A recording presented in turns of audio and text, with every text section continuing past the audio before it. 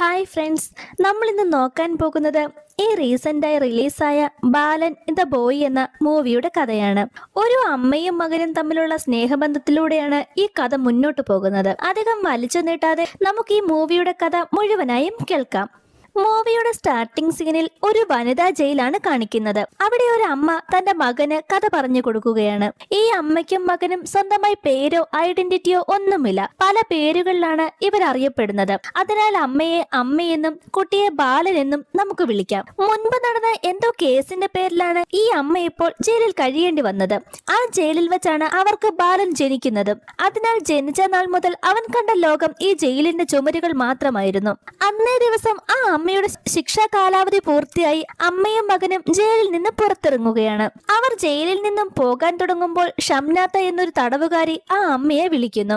പെൺകുട്ടികളെ ഉപയോഗിച്ച് honey trap നടത്തുന്നതാണ് അവരുടെ പ്രധാന തൊഴിൽ. ആ കേസിൽപ്പെട്ടാണ് അവരിപ്പോൾ ജയിലിലായതും. അമ്മയുടെ ശിക്ഷ കുറയ്ക്കാൻ സഹായിച്ചത് ഷംനാത്ത തന്നെയായിരുന്നു. അതിനാൽ പുറത്തിറങ്ങിയ ശേഷം തന്നെ ബന്ധപ്പെടണമെന്ന് പറഞ്ഞ് അവൾ അവളുടെ ഫോൺ നമ്പരും അമ്മയ്ക്ക് നൽകുന്നുണ്ട്.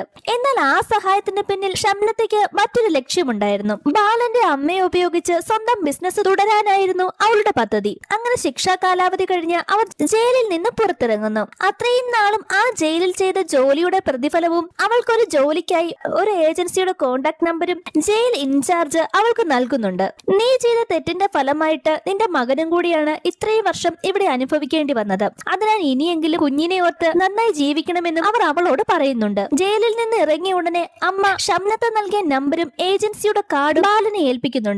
അവൻ അത് തൊട്ടടുത്ത് കാണുന്ന ഡസ്റ്റ്ബിനിൽ ഉപേക്ഷിക്കുകയാണ്. കാരണം ആരുടെയും സഹായമോ കരുണയോ വേണ്ടെന്ന് അവർ നേരത്തെ തന്നെ തീരുമാനിച്ചിരുന്നു. പോകാൻ ഒരു ഇടമില്ലാതെ അലഞ്ഞു നടന്നിരുന്ന അവർ ഒടുവിൽ ഒരു ചായക്കടയിൽ കയറി ഭക്ഷണം കഴിക്കുന്നു. ഭക്ഷണം കഴിച്ചു കഴിഞ്ഞ ശേഷം കയ്യിൽ പണമില്ലെന്ന് അമ്മ കടയുടമയോട് തുറന്നു പറയും. ആദ്യം ദേഷ്യപ്പെട്ടെങ്കിലും ആ കുട്ടിയുടെ മുഖം കാണുമ്പോൾ അയാളുടെ മനസ്സലിഞ്ഞു പോകും. പ്രത്യേകിച്ച് ഹെൽപ്പറോ മറ്റുമൊന്നുമില്ലാതെ ഒരു പ്രായമായ ആൾ നടത്തുന്ന ചായക്കടയായിരുന്നു അത്. അതിനാൽ അവിടെ എന്തെങ്കിലും ജോലി ലഭിക്കുമോ എന്ന് അമ്മ അയാളോട് ചോദിക്കുന്നുണ്ട്. എന്നാൽ ഈ കടയിൽ നിന്നും തനിക്ക് വേണ്ടത്ര വരുമാനമൊന്നും ലഭിക്കുന്നില്ലെന്നും കഷ്ടി കഴിഞ്ഞു പോകാനുള്ള മാത്രമേ തനിക്ക് ഇതിൽ നിന്നും ലഭിക്കുന്നുള്ളെന്നും അയാൾ പറയുന്നു. ഒരു ജോലിക്കാരിയെ നിർത്താൻ തനിക്ക് കഴിയില്ലെന്നും അയാൾ പറയും. എന്നാൽ തനിക്ക് ശമ്പളം വേണ്ടെന്നും കിടക്കാൻ ഒരിടവും കഴിക്കാൻ ഭക്ഷണവും മാത്രം മതിയെന്നുമാണ് അവൾ പറയുന്നത്.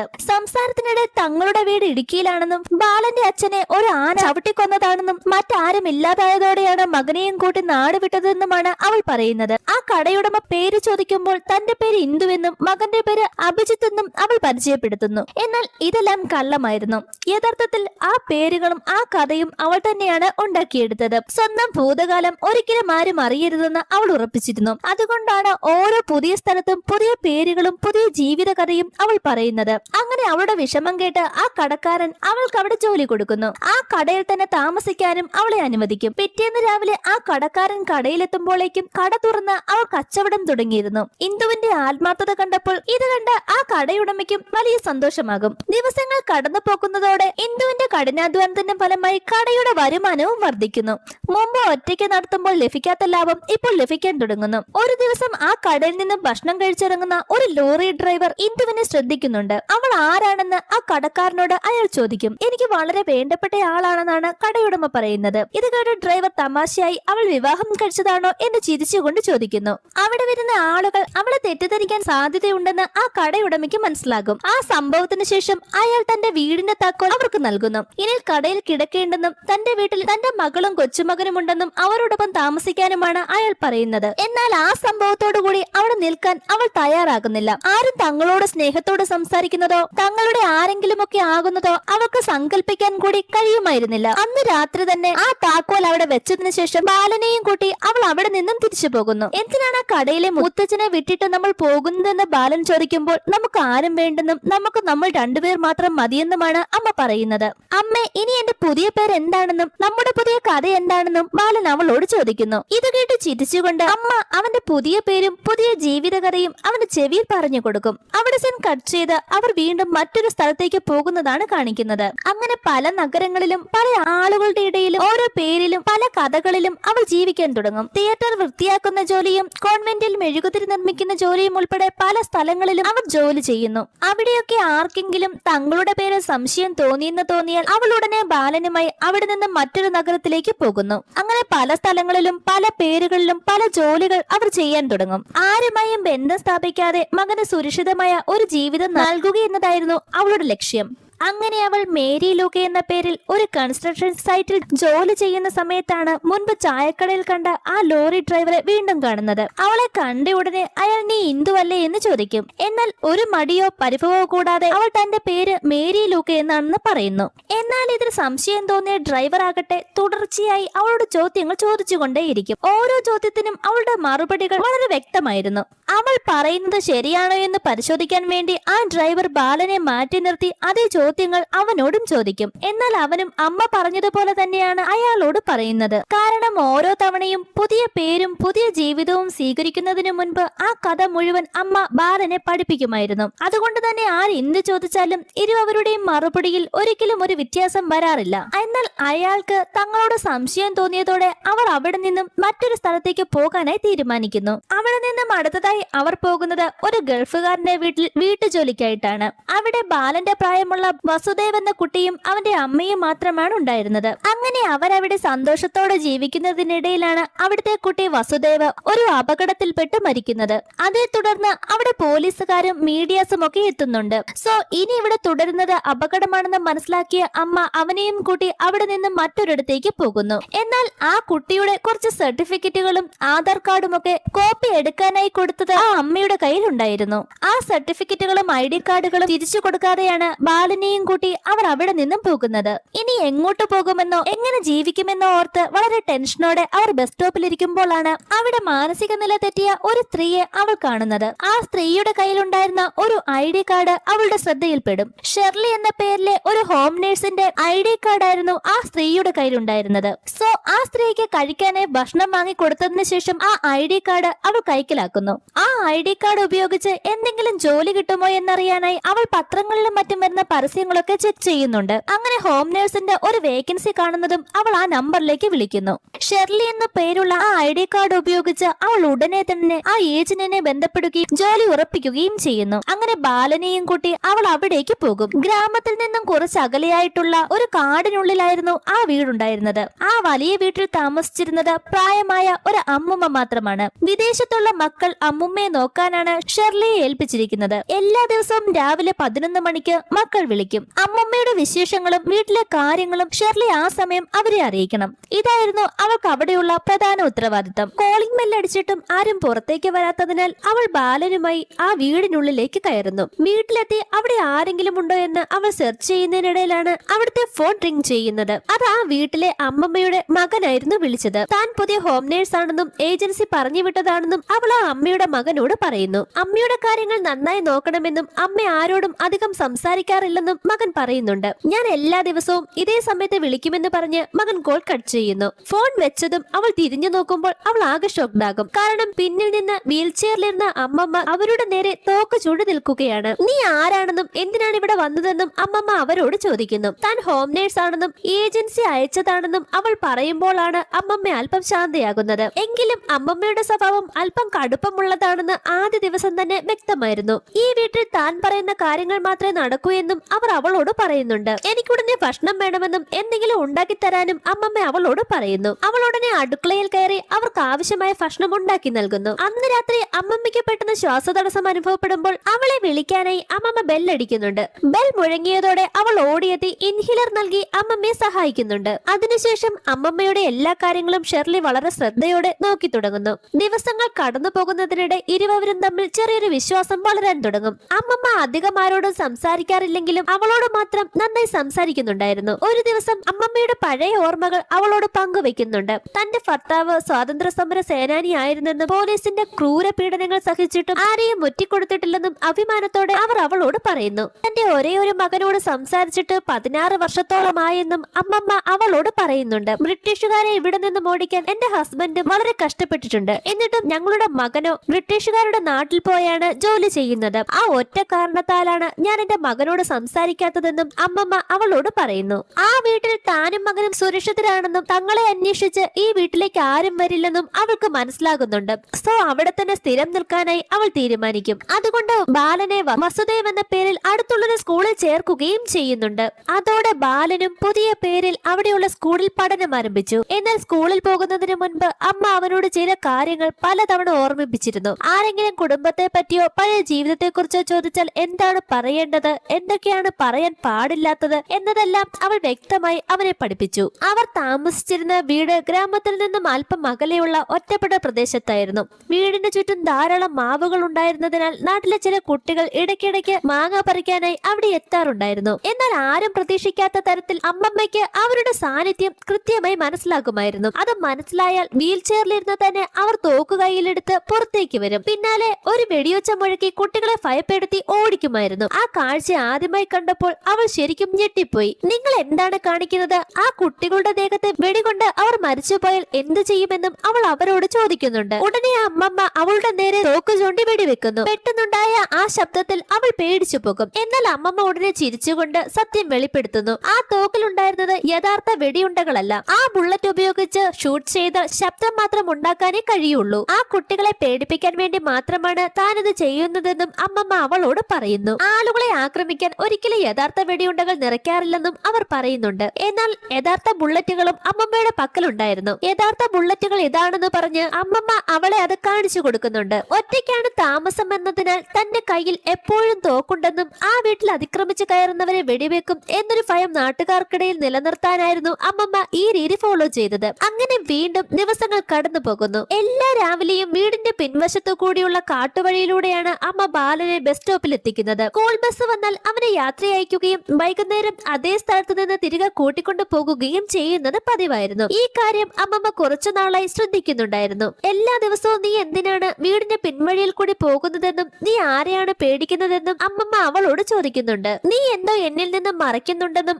അമ്മമ്മ അവളോട് വ്യക്തമായി പറയുന്നു. നീ ഒരിക്കലും മോഷ്ടിക്കാനല്ല ഈ വീട്ടിൽ വന്നതെന്ന് എനിക്കറിയാം. കാരണം നീ മോഷ്ടിക്കാനാണ് വന്നതെങ്കിൽ നിന്റെ മകനെ ഇവിടുത്തെ സ്കൂളിൽ ചേർക്കില്ലായിരുന്നു. അവന് നല്ലൊരു ജീവിതം വേണമെന്നാണ് നിന്റെ ആഗ്രഹം. അതുകൊണ്ട് നീ ആരെയും ഭയപ്പെടേണ്ട, ധൈര്യമായി മുൻമാതിരിയിലൂടെ തന്നെ പൊയ്ക്കോളൂ എന്നും നിന്നെ അന്വേഷിച്ച് ഇവിടെ ആരും വരില്ലെന്നും അമ്മമ്മ അവൾക്ക് ഉറപ്പ് നൽകുന്നുണ്ട്. അങ്ങനെ ഒരു ദിവസം അവൾ ആ ബസ് സ്റ്റാൻഡിലേക്ക് തിരികെ പോകുന്നു. അവിടെ ഒരിക്കൽ കണ്ട ആ മാനസിക നില തെറ്റിയ ആ സ്ത്രീയെ വീണ്ടും കാണുക എന്നതായിരുന്നു അവളുടെ ലക്ഷ്യം. അവൾ ഇപ്പോഴും അതേ സ്ഥലത്ത് തന്നെ അലഞ്ഞു തിരിഞ്ഞു നടക്കുന്നുണ്ടെന്ന് അവൾക്ക് മനസ്സിലാകുന്നു. എന്നാൽ ആ സ്ത്രീയെ കണ്ടിട്ടും ഒന്നും പറയാതെ അവൾ തിരിച്ചു പോരുന്നു. ഒരു ദിവസം പതിവ് പോലെ അല്പം വൈകിയാണ് അമ്മ ബാലനെ കൂട്ടാൻ ബസ് സ്റ്റോപ്പിൽ എത്തിയത്. അവിടെ എത്തിയപ്പോൾ ബാലനെ കാണാനില്ല. ഒരു നിമിഷം അവൾ ആകെ ടെൻസ്ഡായെങ്കിലും ചുറ്റുമെല്ലാം ഓടി നടന്ന് തിരയുന്നതിനിടയിലാണ് കുറച്ച് കുട്ടികളോടൊപ്പം കളിച്ചുകൊണ്ടിരിക്കുന്ന ബാലനെ അവൾ കാണുന്നത്. അവനെ കണ്ടതോടെ അവൾക്ക് ആശ്വാസമായെങ്കിലും ഭയവും ദേഷ്യവും ഒരുമിച്ച് വന്ന അവൾ അവനെ നല്ല രീതിയിൽ വഴക്ക് പറയുന്നുണ്ട്. പക്ഷെ കുറച്ചു നേരം കഴിഞ്ഞപ്പോൾ അവനെ ചേർത്ത് പിടിച്ച് സ്നേഹത്തോടെ ഇനി ഒരിക്കലും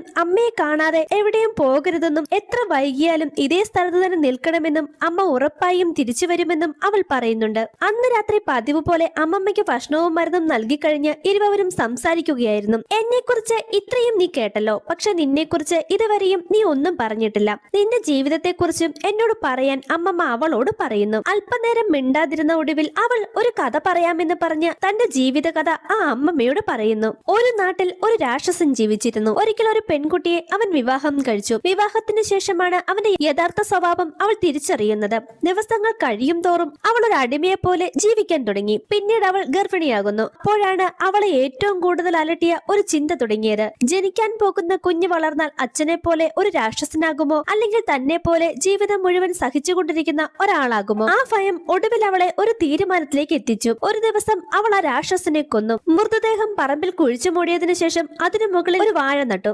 പിന്നീട് പിടിക്കപ്പെട്ട് അവൾ ജയിലിലായി. അവിടെ അവൾ ഒരു കുഞ്ഞിന് ജന്മം നൽകി. പക്ഷേ ഒരു കാര്യം അവൾ ഉറപ്പിച്ചിരുന്നു. തന്റെ മകനെ ഒരിക്കലും മറ്റൊരു രാക്ഷസനാക്കുകയോ മറ്റൊരാളുടെ അടിമയാക്കുകയോ ചെയ്യില്ലെന്ന്. അതിനുവേണ്ടിയാണ് അവൾ പുതിയൊരു ജീവിതം തുടങ്ങിയത്. ഈ കഥ കേട്ടപ്പോൾ അമ്മുമ്മയ്ക്ക് അത് വെറും കഥയല്ലെന്ന് മനസ്സിലാകുന്നു. അവൾ അവളുടെ സ്വന്തം ജീവിത കഥ തന്നെയാണ് തന്നോട് പറഞ്ഞതെന്ന് അമ്മമ്മയ്ക്ക് മനസ്സിലാകും. ഒടുവിൽ ഒരു ചെറു പുഞ്ചിരിയോടെ അമ്മമ്മ അവളോട് പറയുന്നു, ഇനി നിനക്ക് ആരെയും പേടിക്കേണ്ട ആവശ്യമില്ല. ഇത്രയും കാലം ഈ വീടിനെയും എന്നെയും കാക്കാൻ എനിക്ക് തോക്കു വേണ്ടി വന്നു. പക്ഷെ ഇപ്പോൾ എനിക്കിതിന്റെ ആവശ്യമുണ്ടെന്ന് തോന്നുന്നില്ല. ഒരു ദിവസം ഞാൻ മരിച്ചാൽ നീ ആരെയും അറിയിക്കേണ്ട. ഈ വീടിന്റെ പരിസരത്ത് തന്നെ എന്നെ അടക്കം ചെയ്താൽ മതി. അതിനു മുകളിൽ ഒരു വാഴയും നടണം. അതിനുശേഷം നീയും നിന്റെ മകനും ഈ വീട്ടിൽ തന്നെ സുഖമായി ജീവിച്ചോളൂ എന്നും ഇനി മുതൽ ഇത് നിങ്ങളുടെ വീടാണെന്നും ആ അമ്മമ്മ അവളോട് പറയുന്നുണ്ട്. ആ വാക്കുകൾ കേട്ട് അവളുടെ കണ്ണുകൾ നിറഞ്ഞൊഴുകും. ഇത്രയും കാലം സ്വന്തം ജീവിതത്തിൽ ആരിൽ നിന്നും ലഭിക്കാത്ത വിശ്വാസവും സ്നേഹവുമാണ് ആ പ്രായമായ സ്ത്രീ അവൾക്ക് നൽകിയിരിക്കുന്നത്. അങ്ങനെ വീണ്ടും ജീവിതം പഴയ പോലെ മുന്നോട്ട് നീങ്ങി. ബാലൻ ദിവസവും സ്കൂളിൽ പോകും. അവൾ വീട്ടിലെ എല്ലാ ജോലികൾ ചെയ്യുകയും അമ്മമ്മയെ പരിചരിക്കുകയും ചെയ്തു. ഇരുവരും തമ്മിലുള്ള ബന്ധം ഇപ്പോൾ അമ്മയും മകളും പോലെയായിരുന്നു. ഈ സമാധാനം അധികം നാൾ നീണ്ടില്ല. ഒരു ദിവസം സിറ്റിയിലേക്ക് പോകുന്ന അവൾ ഗ്രാമത്തിലെ ഒരു കടയിൽ വെച്ച് അപ്രതീക്ഷിതമായി ജയിലിൽ പരിചയപ്പെട്ട ഷംനത്തയെ വീണ്ടും കാണുന്നു. അവളെ കണ്ടയുടനെ ഷംനത്ത അവളുടെ അടുത്തേക്ക് വന്നു. ജയിൽ വിട്ടു പോയിട്ട് ഇത്രയും കാലമായിട്ടും നീ എന്താണ് എന്നെ വിളിക്കാത്തതെന്ന് ഷംനത്ത അവളോട് ചോദിക്കുന്നു. ഇത് കേട്ട് അവൾ വളരെ അസ്വസ്ഥയാകാൻ തുടങ്ങുന്നു. ആ ചോദ്യം കേട്ട നിമിഷം തന്നെ അവൾ ആകെ ഭയന്നു പോകും. കാരണം ഇത്രയും നാളും സുഖമായി ജീവിച്ച ജീവിതം തകരുമോ എന്ന ആശങ്കയായിരുന്നു അവൾക്കുണ്ടായിരുന്നത്. ഒന്നും പറയാതെ അവൾ അവിടെ നിന്നും ഓടിപ്പോകുന്നുണ്ട്. എന്നാൽ ഷംനത്ത താൻ താമസിക്കുന്ന സ്ഥലം കണ്ടെത്തുമോ എന്നൊരു ഭയം അമ്മയെ വേട്ടയാടാൻ തുടങ്ങുന്നു. വീട്ടിലെത്തിയ ഉടനെ തന്നെ അവൾ ഒരു തീരുമാനമെടുത്തു. വീണ്ടും മറ്റൊരു സ്ഥലത്തേക്ക് മാറണം. അതാണ് സുരക്ഷിതമായ വഴി. എന്നാൽ ഈ തീരുമാനം ബാലന് അംഗീകരിക്കാൻ കഴിഞ്ഞില്ല. പുതിയ സ്കൂളും പുതിയ കൂട്ടുകാരും അവനേറെ ഇഷ്ടമായിരുന്നു. ഇനി എവിടെയും പോകില്ലെന്നും തനിക്ക് എന്നും സ്കൂളിൽ പോകണമെന്നും അവൻ വാശി പിടിക്കുന്നു. ഇത്രയും വർഷത്തിനിടെ ആദ്യമായിട്ട് അവൾ അവനോട് വളരെ ദേഷ്യത്തിൽ ഷൗട്ട് ചെയ്യുന്നുണ്ട്. അമ്മയുടെ ദേഷ്യം കണ്ട ബാലൻ കരഞ്ഞു പോകും. അതേ നിമിഷം തന്നെ സ്വന്തം പ്രവൃത്തിയിൽ അമ്മയ്ക്കും വലിയ കുറ്റബോധം തോന്നുന്നു. കാരണം ആദ്യമായിട്ടായിരുന്നു അവൾ അവളുടെ മകനോട് ദേഷ്യപ്പെടുന്നത്. വീടിന് പുറത്തിറങ്ങി അവൾ ഒറ്റയ്ക്ക് നിന്ന് പൊട്ടിക്കരയാൻ തുടങ്ങും. അപ്പോഴാണ് വീടിനുള്ളിൽ നിന്നും ബെൽ മുഴങ്ങുന്ന ശബ്ദം കേൾക്കുക. അവൾ അമ്മമ്മയുടെ അടുത്തേക്ക് ഓടി ചെല്ലുന്നു. ഈ സമയം അമ്മമ്മ ശ്വാസം കിട്ടാതെ വലയുകയായിരുന്നു. പതിവ് പോലെ ഇൻഹേലർ എടുക്കാൻ അവൾ ശ്രമിച്ചെങ്കിലും അമ്മമ്മ അവളുടെ കൈ തടഞ്ഞു. ഇനി അതിന്റെ ആവശ്യമില്ലെന്ന് അവർ വളരെ ശാന്തമായി അവളോട് പറയുന്നു. ഞാൻ മരിച്ചു പോയാലും നീയും നിന്റെ കുഞ്ഞും ഈ വീട് വിട്ട് പോകരുതെന്നും ഇനി നിങ്ങൾക്കുള്ളതാണ് ഈ വീടെന്നും അവർ പറയുന്നു. ആ വാക്കുകൾ പറഞ്ഞു തീരുന്നതിന് മുൻപ് തന്നെ അമ്മമ്മ മരിച്ചു പോകുകയും ചെയ്യും. ആ കാഴ്ച കണ്ട് അമ്മ ആകെ തകർന്നു പോകുന്നു. സ്വന്തം അമ്മയെ നഷ്ടപ്പെട്ടതുപോലെയായിരുന്നു അവളുടെ അവസ്ഥ. അമ്മമ്മയുടെ അവസാന ആഗ്രഹം പോലെ ആരെയും വിവരമറിയിക്കാതെ വീടിന്റെ പരിസരത്ത് തന്നെ അവരെ അടക്കം ചെയ്യുകയും അതിനു മുകളിലായി അവൾ ഒരു വാഴ വെക്കുകയും ചെയ്യുന്നു. അമ്മമ്മ മരിച്ച കാര്യം അവരുടെ മകനോ നാട്ടുകാരോ ആരും അറിഞ്ഞിരുന്നില്ല. അങ്ങനെ ദിവസങ്ങൾ വീണ്ടും കടന്നു പോകുന്നു. പതിവ് പോലെ തന്നെ രാവിലെ ബാലൻ സ്കൂളിൽ പോകും. അമ്മ വീട്ടിലെ കാര്യങ്ങൾ നോക്കും. എല്ലാ ദിവസവും കൃത്യം 11 മണിക്ക് വിദേശത്തുള്ള മകൻ വിളിക്കും. അവൾ ഫോൺ എടുത്ത് അമ്മമ്മ സുഖമായിരിക്കുന്നു എന്ന് പറഞ്ഞ് സംസാരിക്കും. അമ്മമ്മ ജീവനോടിരിക്കുമ്പോഴും മകനോട് നേരിട്ട് സംസാരിക്കാറില്ലായിരുന്നു. അതിനാൽ തന്നെ അവർക്കും യാതൊരു സംശയവും തോന്നിയിരുന്നില്ല.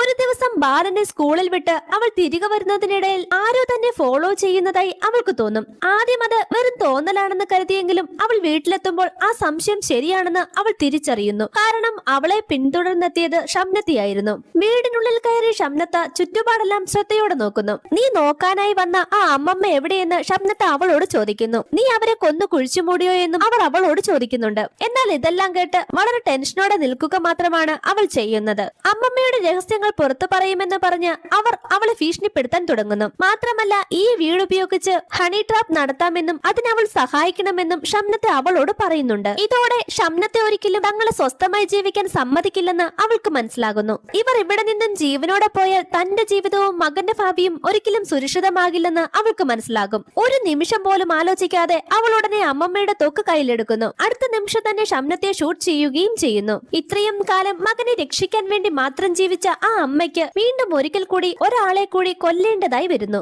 ശേഷം വീടിനുള്ളിലെ ചോരയുടെ പാടുകൾ ഒന്നൊന്നായി അവൾ കഴുകി വൃത്തിയാക്കാൻ തുടങ്ങും. ഒരു നിമിഷം പോലും പാഴാക്കാതെ വീടിനുള്ളിലെ എല്ലാ തെളിവുകളും അവൾ ഇല്ലാതാക്കാൻ തുടങ്ങുന്നു. ഈ സമയത്താണ് പെട്ടെന്ന് ഫോൺ റിംഗ് ചെയ്യുന്നത്. വിദേശത്തുള്ള അമ്മമ്മയുടെ മകനായിരുന്നു വിളിച്ചത്. വളരെ സന്തോഷത്തോടെയാണ് അയാൾ സംസാരിക്കുന്നത്. യാതൊരു മുന്നറിയിപ്പുമില്ലാതെ കുടുംബം മുഴുവനും അമ്മമ്മയെ കാണാൻ നാട്ടിലേക്ക് പുറപ്പെട്ടിട്ടുണ്ടെന്നും ഏതാനും മണിക്കൂറുകൾക്കുള്ളിൽ അവർ വീട്ടിലെത്തുമെന്നും മകൻ അവളോട് പറയുന്നു. ഈ വാർത്ത കേട്ടതോടെ അവളുടെ നെഞ്ചിടിപ്പ് കൂടി. ഒരു വശത്ത് ഷംനത്തയുടെ മൃതദേഹം, മറുവശത്ത് സ്കൂൾ വിട്ട് ബാലനും ഇതുവരെ എത്തിയിട്ടില്ല.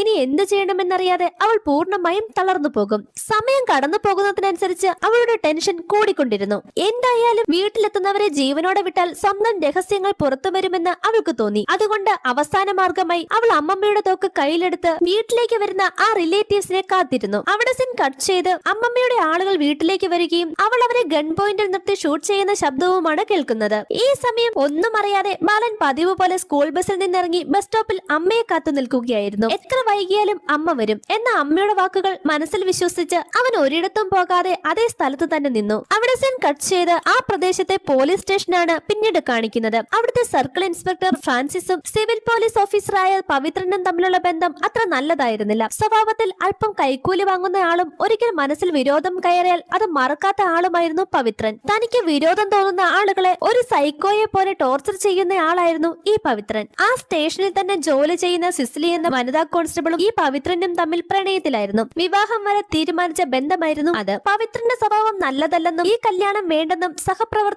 പലതവണ സിസിലിയോട് പറയുന്നുണ്ട്. എന്നാൽ അതൊന്നും അവൾ വിശ്വസിച്ചിരുന്നില്ല. ഈ സമയത്താണ് ബസ് സ്റ്റോപ്പിൽ മണിക്കൂറുകളായി ഒരു ചെറിയ കുട്ടി ഒറ്റയ്ക്ക് നിൽക്കുകയാണെന്നും ആരും അവനെ കൊണ്ടുപോകാൻ എത്തിയിട്ടില്ലെന്നും നാട്ടുകാർ പോലീസ് സ്റ്റേഷനിലേക്ക് വിളിച്ചു പറയുന്നത്. അവിടെ ചെന്ന് കാര്യങ്ങൾ അന്വേഷിക്കാനായി പവിത്രനെയാണ് SI അങ്ങോട്ടേക്ക് അയക്കുന്നത്. അല്പം അനിഷ്ടത്തോടെയാണെങ്കിലും പവിത്രൻ ബസ് സ്റ്റോപ്പിലെത്തുന്നു. അവിടെ അവൻ കണ്ടത് ഒറ്റയ്ക്ക് നിശബ്ദമായി നിൽക്കുന്ന ബാലനെയാണ്. അവനോട് പലതവണ പേരും വീട് എവിടെയാണെന്നും പേരൻസിനെ കുറിച്ചും അയാൾ ചോദിക്കുന്നുണ്ട്. എന്നാൽ ഒന്നും തന്നെ പറയാൻ ബാലൻ തയ്യാറായിരുന്നില്ല. മറ്റൊരു വഴിയുമില്ലാതെ പവിത്രൻ ബാലനെയും കൂട്ടി പോലീസ് സ്റ്റേഷനിലേക്ക് തിരികെ എത്തുന്നു. ഈ കുട്ടിയുടെ പുറകിൽ എന്തോ അസാധാരണമായ ഒരു കഥയുണ്ടെന്ന് പവിത്രന് തോന്നി തുടങ്ങും. ബാലനെ സ്റ്റേഷനിൽ എത്തിച്ച ശേഷം പവിത്രൻ നടന്ന കാര്യങ്ങളെല്ലാം CI ഫ്രാൻസിസിനെ അറിയിക്കുന്നുണ്ട്. എന്നാൽ ആ കുട്ടിയെ കണ്ടിട്ട് ഫ്രാൻസിസിന് വലിയ സംശയമൊന്നും തോന്നിയില്ല. മാതാപിതാക്കളെ കാണാതെ വഴിതെറ്റിയ ഒരു സാധാരണ കുട്ടിയായിട്ടാണ് അയാൾക്ക് തോന്നിയത്. പക്ഷെ പവിത്രന്റെ മനസ്സിൽ അങ്ങനെയായിരുന്നില്ല. കുട്ടിയുടെ പെരുമാറ്റത്തിലും സംസാരിക്കുന്ന രീതിയിലും എന്തോ അസ്വാഭാവികതയുണ്ടെന്ന് അയാൾക്ക് തോന്നിയിരുന്നു. അതേസമയം അന്നേ രാത്രി സിസിലിയുമായി ടൈം സ്പെൻഡ് ചെയ്യാനായിരുന്നു പവിത്രന്റെ പദ്ധതി. അത് മനസ്സിലാക്കിയ ഫ്രാൻസിസ് മനഃപൂർവ്വം ബാലന്റെ ഉത്തരവാദിത്തം പവിത്രനെ തന്നെ ഏൽപ്പിക്കുന്നു. മറ്റു വഴിയില്ലാതെ പവിത്രൻ ബാലനെയും കൂട്ടി സ്വന്തം വീട്ടിലേക്ക് പോകും.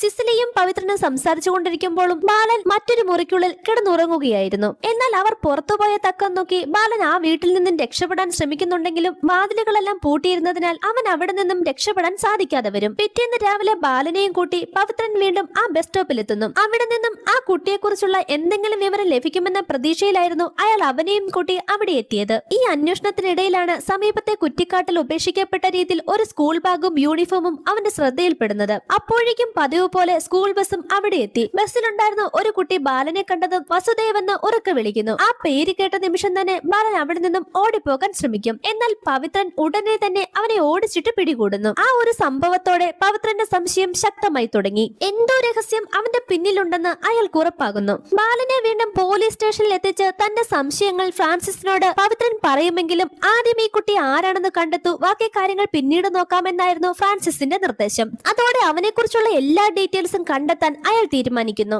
ബാലനെ സ്റ്റേഷനിൽ തന്നെ ഇരുത്തി സിസിലിയെ നിരീക്ഷിക്കാൻ ഏൽപ്പിച്ചതിനു ശേഷം പവിത്രൻ അന്വേഷണം ആരംഭിച്ചു. ഇതിനിടയിൽ മറ്റൊരു ഞെട്ടിക്കുന്ന വാർത്തയും പോലീസിന് ലഭിക്കുന്നു. അമ്മമ്മയുടെ വീട്ടിൽ നടന്ന കൊലപാതകത്തെ കുറിച്ചുള്ള വിവരങ്ങളാണ് അന്വേഷണ സംഘത്തിന് ലഭിച്ചത്. ഹോം നേഴ്സായി എത്തിയ സ്ത്രീ അവിടെ ഉണ്ടായിരുന്ന അമ്മമ്മയെ കൊലപ്പെടുത്തിയെന്നും അവരെ കാണാനെത്തിയ റിലേറ്റീവ്സിന് നേരെ ഷൂട്ട് ചെയ്തെന്നുമായിരുന്നു പോലീസിന് കിട്ടിയ ഇൻഫർമേഷൻ. ഇനി ആ ഹോം നേഴ്സിന്റെ ആകുമോ ഈ കുട്ടി എന്ന സംശയത്തിൽ അവർക്ക് കുട്ടികൾ ആരെങ്കിലും ഉണ്ടോ എന്ന് പവിത്രൻ ആ അന്വേഷണ സംഘത്തോട് ചോദിക്കുന്നുണ്ട്. പക്ഷേ അവിടെ ഒരു കുട്ടി താമസിച്ചിരുന്നതായി തെളിയിക്കുന്ന യാതൊരു രേഖയോ സാധനങ്ങളോ വീട്ടിൽ നിന്ന് ലഭിച്ചിട്ടില്ലെന്നും അതുകൊണ്ട് ആ കുട്ടി അവിടത്തെയാകാൻ സാധ്യതയില്ലെന്നുമാണ് പോലീസുകാർ പവിത്രനോട് പറയുന്നത്. ഈ സമയവും പവിത്രൻ തന്റെ മുഴുവൻ ശ്രദ്ധയും ബാലനിലേക്കാണ് കേന്ദ്രീകരിച്ചത്. ഈ കുട്ടിയുടെ യഥാർത്ഥ തിരിച്ചറിയൽ കണ്ടെത്തിയാൽ കേസിലെ പല ചോദ്യങ്ങൾക്കും ഉത്തരം ലഭിക്കുമെന്നും അയാൾ വിശ്വസിച്ചു. ബാലൻ എവിടേക്കും പോകാതെ അവനെ കെയർഫുള്ളായി നോക്കണമെന്ന് സിസിലിയോട് പവിത്രൻ വളരെ സ്ട്രിക്റ്റ് ആയി തന്നെ പറഞ്ഞിരുന്നു. എന്നാൽ സിസിലിയുടെ കണ്ണു വെട്ടിച്ച് ബാലൻ അവിടെ നിന്നും ഓടി രക്ഷപ്പെടുന്നു. ബാലനെ കാണാതായ വിവരം അറിഞ്ഞതോടെ പോലീസ് സ്റ്റേഷനിൽ ആകെ ബഹളമാകുന്നു. ഫ്രാൻസിസ് ഉടനെ തന്നെ പവിത്രനെ വിളിച്ച് ബാലന്റെ ഉത്തരവാദിത്തം തന്നെയാണ് ഏൽപ്പിച്ചതെന്ന് പറയുന്നുണ്ട്.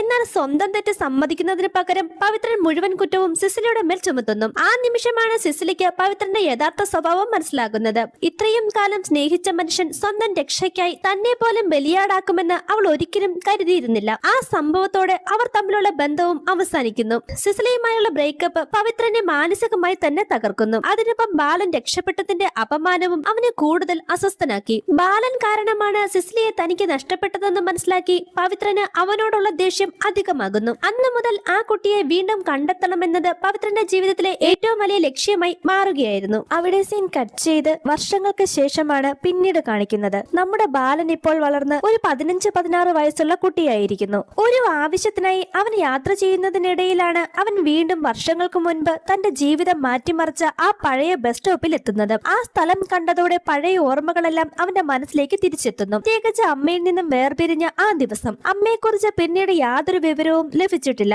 അതുകൊണ്ട് തന്നെ അവളെക്കുറിച്ച് എന്തെങ്കിലും വിവരം ലഭിക്കുമെന്ന പ്രതീക്ഷയിൽ ബാലൻ ആ പഴയ വീടിന്റെ ഭാഗത്തേക്ക് പോകുന്നു. അവിടെ കണ്ട ചില നാട്ടുകാരോട് യാതൊരു യാതൊന്നും അറിയാത്ത ഒരാളെ പോലെ അവൻ കാര്യങ്ങൾ ചോദിച്ചറിയാൻ ശ്രമിക്കും. അവിടെ മുൻപ് ജോലി ചെയ്തിരുന്ന ഹോം നേഴ്സ് വീട്ടിലെ പ്രായമായ സ്ത്രീയെയും അവരെ കാണാനെത്തിയ കുടുംബാംഗങ്ങളെയും കൊലപ്പെടുത്താൻ ശ്രമിച്ചുവെന്നും പിന്നീട് പോലീസ് അവളെ പിടികൂടി ജയിലിൽ അടച്ചെന്നുമാണ് ബാലൻ അവരിൽ നിന്നും അറിയാൻ കഴിഞ്ഞത്. അത് കേട്ടതോടെ തന്റെ അമ്മയെ കണ്ടെത്താനുള്ള ഏക വഴിയെന്ന നിലയിൽ ബാലൻ നേരെ അവിടുത്തെ പോലീസ് സ്റ്റേഷനിലേക്ക് പോകുന്നു. സ്റ്റേഷനിലെത്തിയ ശേഷം അവൻ അവിടുത്തെ ഒരു കോൺസ്റ്റബിളിനോട് കാര്യങ്ങൾ ചോദിച്ചറിയാൻ ശ്രമിക്കും. ബാലൻ ആരാണെന്ന് തിരിച്ചറിഞ്ഞ നിമിഷം തന്നെ ആ പോലീസുകാരന്റെ മുഖഭാവം ആകെ മാറും. അപ്പോഴേക്കും സ്റ്റേഷനിലെ പുതിയ SI പുറത്തേക്ക് വരുന്നു. അത് മറ്റാരുമല്ല, വർഷങ്ങൾക്ക് മുൻപ് ബാലനെ അന്വേഷിച്ച പവിത്രൻ തന്നെയായിരുന്നു. പവിത്രനെ കണ്ട ബാലന് വലിയൊരു ആശ്വാസം തോന്നി. തന്റെ അമ്മയെക്കുറിച്ച് എന്തെങ്കിലും വിവരം ഇയാൾക്കറിയാമെന്ന് കരുതി ബാലൻ സ്വയം അവനെ പരിചയപ്പെടുത്തി. എന്നാൽ വർഷങ്ങൾ കഴിഞ്ഞിട്ടും ബാലനോടുള്ള പഴയ പക പവിത്രന്റെ മനസ്സിൽ നിന്ന് പോയിരുന്നില്ല. എന്നിരുന്നാലും അതൊന്നും പുറത്തു കാണിക്കാതെ വളരെ സാധാരണമായ രീതിയിലാണ് അവൻ ബാലനോട് പെരുമാറിയത്. അല്പസമയത്തിന് ശേഷം ബാലനെ തന്റെ മുറിയിലേക്ക് വിളിച്ചുകൊണ്ടുപോയി പവിത്രൻ സംസാരിക്കുന്നു. ബാലൻ പവിത്രനോട് സിസിലിയെ കുറിച്ച് ചോദിച്ചു. സിസിലിയെ സാർ വിവാഹം കഴിച്ചോ? ആ ചോദ്യം കേട്ടപ്പോൾ പവിത്രന്റെ മുഖത്ത് പഴയ വേദനയും ദേഷ്യവും ഒരുമിച്ച് വന്നു. സിസിലി വേറെ വിവാഹം കഴിച്ചു. അത് മാത്രം പറഞ്ഞ് പവിത്രൻ വിഷയം മാറ്റി. പിന്നീട് ബാലൻ തന്റെ അമ്മയെ കുറിച്ച് പവിത്രനോട് ചോദിക്കുന്നു. ആ ചോദ്യം കേട്ട പവിത്രൻ അതിനെക്കുറിച്ച് ഒരക്ഷരം പോലും അവനോട് സംസാരിക്കില്ല. അന്ന് താൻ പോലീസ് സ്റ്റേഷനിൽ നിന്ന് ഇറങ്ങിപ്പോയതിനും അന്ന് സംഭവിച്ചതിനെല്ലാം ബാലൻ അയാളോട് മാപ്പ് ചോദിക്കുന്നു. എന്നാൽ ബാലനോട് മറുപടി പറയുന്നതിന് പകരമായി ഒരു കുപ്പി കയ്യിൽ കൊടുത്തതിനു ശേഷം എനിക്ക് കുടിക്കാൻ കുറച്ച് വെള്ളം എടുത്തുകൊണ്ടുവരാനാണ് പവിത്രൻ അവനോട് പറയുന്നത്. അത് കേട്ട് ബാലൻ കുപ്പിയുമായി വെള്ളം എടുക്കാനായി പോകുന്നു. അവൻ വെള്ളം എടുക്കുന്നതിനിടയിൽ അതേ കോൺസ്റ്റബിൾ അവന്റെ അടുത്തെത്തിയതിനു ശേഷം പവിത്രന്റെ സ്വഭാവം നന്നായി അറിയാവുന്ന ആ പോലീസുകാരൻ ബാലനെ കാര്യങ്ങൾ പറഞ്ഞ് മനസ്സിലാക്കാൻ ശ്രമിക്കുന്നു. ഇവിടെ നിന്നിട്ട് നിനക്ക് അമ്മയെ കണ്ടെത്താൻ കഴിയില്ല, പവിത്രൻ നിന്നെ ഒരിക്കലും സഹായിക്കില്ല. പക്ഷെ ബാലൻ പിന്നോട്ട് പോകാൻ തയ്യാറായിരുന്നില്ല. എനിക്ക് എന്റെ അമ്മയെ കണ്ടെത്തണം, അതിന് വേറെ വഴിയില്ലെന്നും അവൻ പറയുന്നു. അവന്റെ ഉറച്ച തീരുമാനം കണ്ട കോൺസ്റ്റബിൾ ഒടുവിൽ കുറച്ച് കാര്യങ്ങൾ അവനോട് പറയുന്നു. ബാലന്റെ അമ്മയുടെ കേസ് മുൻപ് അന്വേഷിച്ചിരുന്ന ഒരു പോലീസുകാരനെ കുറിച്ചും ആ കേസുമായി ബന്ധപ്പെട്ട ചില കാര്യങ്ങളും അയാൾ അവന് നൽകുന്നു. കൂടാതെ ആ പോലീസുകാരന്റെ ഫോൺ നമ്പറും അയാൾ അവന് കൊടുക്കുന്നുണ്ട്. ആ കേസ് അന്വേഷിച്ച പോലീസുകാരനിൽ നിന്നും ബാലൻ അറിയാൻ കഴിഞ്ഞത് വളരെ ഷോക്കിംഗ് ആയ കാര്യങ്ങളായിരുന്നു. പോലീസ് പിടികൂടിയതിനു ശേഷം അവന്റെ അമ്മ മാനസികമായി തകർന്നിരുന്നു. പോലീസുകാരോട് പോലും വളരെ അക്രമാസക്തമായ രീതിയിലാണ് അവൾ പെരുമാറിയിരുന്നത്. ഒടുവിൽ അവളെ അവർ ഒരു മെന്റൽ ഹോസ്പിറ്റലിൽ അഡ്മിറ്റ് ചെയ്യുകയും ചെയ്തിരുന്നു. അമ്മയെ കാണാൻ വേണ്ടി അവൻ നേരെ അവളെ അഡ്മിറ്റ് ചെയ്ത ആ മെന്റൽ ഹോസ്പിറ്റലിലേക്ക് പോകുന്നു. എന്നാൽ അവിടെ നിന്നും മറ്റൊരു വിവരമാണ് അവൻ അറിയാൻ കഴിഞ്ഞത്. അമ്മയുടെ ശിക്ഷാ കാലാവധി പൂർത്തിയായതിനു ശേഷം ഒരാൾ അവിടെ എത്തി അവളെ കൂട്ടിക്കൊണ്ടുപോയിരുന്നു. രേഖകളിൽ അവളുടെ സഹോദരനാണെന്നാണ് രേഖപ്പെടുത്തിയിരിക്കുന്നത്. എന്നാൽ അമ്മയ്ക്ക് താനല്ലാതെ മറ്റാരുമില്ലെന്ന് ബാലൻ അവരോട് പറയുന്നുണ്ട്. എന്നാൽ അവളെ കൂട്ടിക്കൊണ്ടുപോയ ആ വ്യക്തിയുടെ പേര് കേട്ട് ബാലൻ ആകെ ഷോക്ക്ഡാകും. അത് പവിത്രനായിരുന്നു. ഇതോടെ ബാലൻ വീണ്ടും പവിത്രന്റെ അടുത്തെത്തുന്നു. എന്റെ അമ്മയെ എന്തിനാണ് നിങ്ങൾ പിടിച്ചു വെച്ചിരിക്കുന്നതെന്ന് അവൻ ചോദിക്കും. അവൾ നിന്റെ അമ്മയാണെന്ന് തെളിയിക്കാൻ നിന്റെ കയ്യിൽ എന്താണ് തെളിവ്? എന്തെങ്കിലും ID കാർഡോ രേഖകളോ ഉണ്ടോ? ഉണ്ടെങ്കിൽ കാണിക്കാനും പവിത്രൻ അവനോട് പറയുന്നുണ്ട്. ബാലന്റെ വേദന മനസ്സിലാക്കുന്നതിന് പകരം പഴയ പക തീർക്കാനായിരുന്നു പവിത്രൻ ശ്രമിച്ചത്. അമ്മയെ കണ്ടെത്താൻ വേണ്ടി ബാലൻ പവിത്രന്റെ കാല് പിടിക്കുന്നുണ്ട്. എന്നാൽ അവനോട് ക്ഷമിക്കുന്നതിന് പകരം അവനെ വെല്ലുവിളിക്കുകയാണ് പവിത്രൻ ചെയ്യുന്നത്. നിനക്ക് നിന്റെ അമ്മയെ കണ്ടെത്താൻ കഴിയുമെങ്കിൽ നീ കണ്ടെത്തിക്കോളാനും അയാൾ പറയുന്നു. എന്നാൽ ഇതുകൊണ്ടൊന്നും അവൻ പിന്മാറാൻ തയ്യാറായിരുന്നില്ല. അമ്മയെ കണ്ടെത്തണമെന്ന ഒരേ ഒരു ലക്ഷ്യത്തോടെ ബാലൻ പോലീസ് സ്റ്റേഷനിൽ തന്നെ തുടരാൻ തീരുമാനിച്ചു. അത് ഒരു തരത്തിലുള്ള പ്രതിഷേധമായി മാറി. ഇത് പവിത്രനെ കൂടുതൽ പ്രകോപിപ്പിച്ചു. പലതവണ ബാലനെ അവിടെ നിന്നും ഒഴിവാക്കാൻ ശ്രമിച്ചെങ്കിലും അവൻ പോകാൻ തയ്യാറായില്ല. ഒടുവിൽ ഒരു ദിവസം ബാലൻ നേരെ പവിത്രന്റെ മുറിയിലേക്ക് കയറി ചെല്ലുന്നു. എനിക്ക് എന്റെ അമ്മയെ കണ്ടെത്തണം, അതിന് നിങ്ങൾക്ക് എന്താണ് ഞാൻ ചെയ്തു തരേണ്ടതെന്ന് അവൻ ചോദിക്കുന്നു. നിങ്ങൾ അന്വേഷിച്ചു കൊണ്ടിരിക്കുന്ന ഒരാളെ ഞാൻ പിടിച്ചു തന്നാൽ എന്റെ അമ്മയെ എനിക്ക് വിട്ടുതരുമോ എന്ന് അവൻ ചോദിക്കുന്നുണ്ട്. ആ വ്യക്തിയുടെ പേര് കേട്ടതോടെ പവിത്രൻ അത് സമ്മതിക്കും. അവൻ വർഷങ്ങളായി പോലീസിനെ പിടികിട്ടാത്ത കുപ്രസിദ്ധ മോഷ്ടാവായ അബാസ് ആയിരുന്നു. ബാലൻ ജയിലിൽ നിന്ന് രക്ഷപ്പെട്ട അതേ സമയത്താണ് അബാസും ജയിലിൽ ചാടിയത്. എവിടേക്ക് പോകണമെന്നറിയാതെ അലഞ്ഞു നടന്ന ബാലൻ അബാസിന്റെ പിന്നാലെ കൂടുകയായിരുന്നു. മോഷണവുമായി ബന്ധപ്പെട്ട് അബാസിനെ കർണാടക പോലീസ് പിടികൂടാൻ ശ്രമിച്ച ഒരു ഘട്ടത്തിൽ ബാലൻ അവനെ സഹായിക്കുകയും ചെയ്തു. അങ്ങനെ അബ്ബാസും ബാലനും തമ്മിലുള്ള ബന്ധം വളരെ ശക്തിപ്പെട്ടു. പിന്നീട് ബാലന്റെ ജീവിതകഥ അബ്ബാസ് മനസ്സിലാക്കി. അമ്മയെ കണ്ടെത്താൻ സഹായിക്കാമെന്ന് പറഞ്ഞ് അവൻ ബാലനെ തന്റെ കൂടെ നിർത്തി. ആദ്യം ചെറിയ മോഷണങ്ങളിലൂടെയായിരുന്നു അവരുടെ ജീവിതം മുന്നോട്ട് പോയത്. പിന്നീട് അബ്ബാസിനൊപ്പം ബാലനും പല നിയമവിരുദ്ധ പ്രവർത്തനങ്ങളിലും പങ്കാളികളായി. കാലം കടന്നുപോയപ്പോൾ ബാലനും വളർന്നു. അബ്ബാസിന്റെ കൂട്ടത്തിൽ മറ്റു ചിലരും ചേർന്നു. അവർ പല സ്ഥലങ്ങളിലേക്കും യാത്ര ചെയ്തു. പലതരത്തിലുള്ള നിയമവിരുദ്ധ ബിസിനസ്സുകളും ചെയ്തു. എന്നാൽ ബാലന്റെ മനസ്സിൽ നിന്നും ആ ചോദ്യം മാത്രം മാറിയിരുന്നില്ല. എന്റെ അമ്മ എവിടെയാണ്? ഓരോ തവണയും ബാലൻ അതേ ചോദ്യം ചോദിക്കുമ്പോൾ അബ്ബാസ് ഒരേ മറുപടിയാണ് നൽകിയത്. അമ്മയെ നമുക്ക് കണ്ടെത്താം, ഞാൻ നിന്നെ അവളുടെ അടുത്തെത്തിക്കും. പക്ഷെ വർഷങ്ങൾ കഴിഞ്ഞിട്ടും ആ വാക്ക് യാഥാർത്ഥ്യമായില്ല. അബ്ബാസിന്റെ കൂടെ ഉണ്ടായിരുന്ന മറ്റുള്ളവർ ഓരോരുത്തരായി അവനെ വിട്ടുപോകാൻ തീരുമാനിച്ചു. അമ്മയെ കണ്ടെത്താമെന്ന പ്രതീക്ഷയിൽ മാത്രം ബാലൻ അബ്ബാസിനോടൊപ്പം തുടർന്നു. പക്ഷെ കാലം കഴിയും തോറും അബ്ബാസിന്റെ ജീവിതവും മാറി. അമിതമായി മദ്യപിക്കുന്ന ശീലം അവനെ കൂടുതൽ പ്രശ്നങ്ങളിലേക്ക് കൊണ്ടുപോയി. അതുകൊണ്ട് തന്നെ ഇനി അബ്ബാസിനോടൊപ്പം തുടരേണ്ടെന്ന് ബാലനും തീരുമാനിക്കുന്നു. താനും തന്റെ വഴിക്ക് പോകുകയാണെന്ന് ബാലൻ അബ്ബാസിനെ അറിയിക്കുന്നു. നമ്മൾ വേർപിരിയുന്നതിന് മുൻപ് അവസാനമായി ഒരു വലിയ മോഷണം നടത്താമെന്ന് അബ്ബാസ് ബാലനോട് പറയുന്നു. അതിനായി യാത്ര ചെയ്യുന്നതിനിടയിലാണ് ബാലൻ വീണ്ടും ആ പഴയ ബസ് സ്റ്റോപ്പിൽ എത്തിയത്. ആ സ്ഥലവുമായി ബന്ധപ്പെട്ട ഓർമ്മകൾ അവനെ അമ്മയെക്കുറിച്ച് അന്വേഷിക്കാൻ പ്രേരിപ്പിച്ചു. പോലീസ് സ്റ്റേഷനിലേക്ക് പോയതും പിന്നീട് നടന്ന സംഭവങ്ങളും ഇതിനിടയിലാണ് സംഭവിക്കുന്നത്. അതേസമയം മോഷണത്തിനായി എത്തിയ അബ്ബാസും കൂട്ടാളികളും ബാലനെ കാത്ത് ഒരു വീട്ടിലുണ്ടായിരുന്നു. അവസാനം ബാലൻ അവരുടെ അടുത്തേക്ക് തിരിച്ചെത്തുന്നു. പക്ഷെ അവൻ ഒറ്റയ്ക്കായിരുന്നില്ല. പോലീസും അവനെ പിന്തുടർന്ന് അവിടെ എത്തിയിരുന്നു. ബാലൻ തന്നെയാണ് പോലീസിനെ വിളിച്ചുകൊണ്ടുവന്നതെന്ന് മനസ്സിലാക്കി അബ്ബാസിന് അറിയാവുന്ന കാര്യങ്ങളെല്ലാം അയാൾ ബാലനോട് പറയുന്നുണ്ട്. അവന്റെ അമ്മയെക്കുറിച്ച് അബ്ബാസ് അന്വേഷിച്ചിരുന്നുവെന്നും അവൾ പോലീസിന്റെ പിടിയിലായി ജയിലിൽ കഴിയുകയാണെന്ന് തനിക്ക് മനസ്സിലായിരുന്നുവെന്നും അയാൾ വെളിപ്പെടുത്തുന്നുണ്ട്. അമ്മ ജയിലിലാണെന്നറിഞ്ഞാൽ ബാലൻ എങ്ങോട്ട് പോകും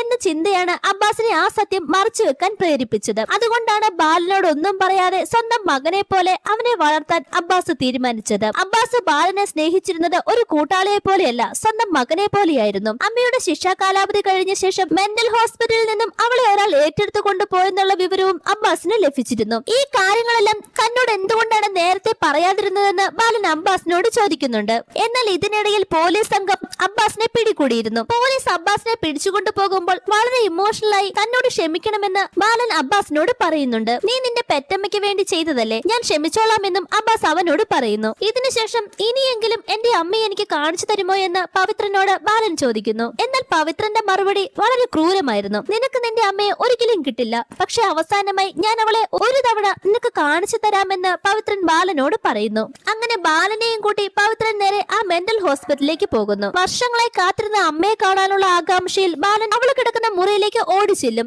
അകത്തുണ്ടായിരുന്ന സ്ത്രീയെ കണ്ടതും അവന്റെ കണ്ണുകൾ നിറഞ്ഞു. അകത്തുണ്ടായിരുന്ന ആ സ്ത്രീ പതുക്കെ അവന്റെ അടുത്തേക്ക് വന്നു. എന്നാൽ ആ സ്ത്രീയെ കണ്ടതും അവൻ ചിരിച്ചുകൊണ്ട് അവിടെ നിന്നും പുറത്തേക്ക് ഓടി പോകുകയാണ് ചെയ്യുന്നത്. ഇത് കണ്ട് ഒന്നും മനസ്സിലാകാതെ പവിത്രനും ആകെ ഷോക്ക്ഡാകുന്നു. കാരണം അത് അവന്റെ അമ്മയായിരുന്നില്ല. വർഷങ്ങൾക്ക് മുൻപ് അവർ ബസ് സ്റ്റാൻഡിൽ വെച്ച് കണ്ട ഷെർലി എന്ന ഐഡി കാർഡ് കൈവശമുണ്ടായിരുന്ന ആ മാനസിക നില തെറ്റിയ സ്ത്രീയായിരുന്നു അത്. അമ്മയുടെ കേസിൽ യഥാർത്ഥ കുറ്റവാളി എന്ന് തെറ്റിദ്ധരിക്കപ്പെട്ടതിനെ തുടർന്ന് ആ സ്ത്രീയാണ് പോലീസ് പിടിക്കുകയും ശിക്ഷിക്കുകയും ചെയ്തത്. അവിടെ നിന്നും ഓടിയിറങ്ങി അവൻ നേരെ പോയത് ആ പഴയ ബസ് സ്റ്റോപ്പിലേക്കായിരുന്നു. അവിടെ ഇരുന്നു കൊണ്ട് ബാലൻ തന്റെ ബാല്യകാലത്തെ കുറിച്ച് ഓർമ്മിച്ചു. അന്ന് അമ്മ പറഞ്ഞ ആ വാക്കുകൾ, ഇത്ര വൈകിയാലും അമ്മ വരും, അതുവരെ നീ ഇവിടെ തന്നെ നിൽക്കണം. വർഷങ്ങൾക്ക് ശേഷവും ആ വാക്കിലുള്ള വിശ്വാസം അവൻ ഉപേക്ഷിച്ചിരുന്നില്ല. അവൻ അവിടെ കാത്തിരുന്നു. കുറച്ച് സമയത്തിന് ശേഷം ദൂരത്തു നിന്നും ഒരു സ്ത്രീ പതുക്കെ ആ ഭാഗത്തേക്ക് നടന്നു വരുന്നത് അവൻ കണ്ടു. അത് അവന്റെ അമ്മയായിരുന്നു. വർഷങ്ങളായി പരസ്പരം തേടി നടന്ന അമ്മയും മകനും ഒടുവിൽ ഒന്നിക്കുന്നു. അവരെ കൊന്ന കേസിൽ താൻ പിടിക്കപ്പെടുമെന്ന് മനസ്സിലാക്കിയ ബാലന്റെ അമ്മ ആ മാനസിക നില തെറ്റിയ സ്ത്രീയെ ബസ് സ്റ്റോപ്പിൽ നിന്ന് കണ്ടെത്തി അവരെ ആ വീട്ടിലേക്ക് വിളിച്ചുകൊണ്ടുവന്ന് കുളിപ്പിച്ച് റെഡിയാക്കിയതിനു ശേഷം അമ്മമ്മയുടെ കയ്യിലുണ്ടായിരുന്ന ആ തോക്ക് ആ സ്ത്രീയെ ഏൽപ്പിച്ചതിനു ശേഷം വരുന്നവരെ ഷൂട്ട് ചെയ്യണമെന്ന് ബാലന്റെ അമ്മ അവളെ പറഞ്ഞു പഠിപ്പിക്കുകയും ചെയ്തു. അങ്ങനെയാണ് ഈ കേസിൽപ്പെട്ട് ആ സ്ത്രീ പോലീസ് കസ്റ്റഡിയിലാകുന്നതും. എത്ര വൈകിയാലും അമ്മ വരുമെന്ന് ഞാൻ നിന്നോട് പറഞ്ഞിരുന്നതല്ലേ, പിന്നെ നീ എന്തിനാണ് എന്നെ കാത്തു നിൽക്കാതെ പോയതെന്ന് അമ്മ അവനോട് വളരെ ഇമോഷണലായി ചോദിക്കുന്നുണ്ട്. ഇത് കേട്ട് ബാലനും വളരെ ഇമോഷണൽ ആകുന്നു. അതിനുശേഷം ഇനി നമ്മുടെ പുതിയ കഥ എന്താണെന്ന് അവൻ അമ്മയോട് ചോദിക്കും. വീണ്ടും അമ്മയോടൊപ്പം ആ പഴയ ജീവിതം ജീവിക്കാനാണ് അവനും ആഗ്രഹിച്ചത്. ഇതോടെ ബാലൻ എന്ന ഈ മൂവിയും അവസാനിക്കുന്നു. വീണ്ടും മറ്റൊരു കഥയുമായി കാണാം. ടാറ്റാ.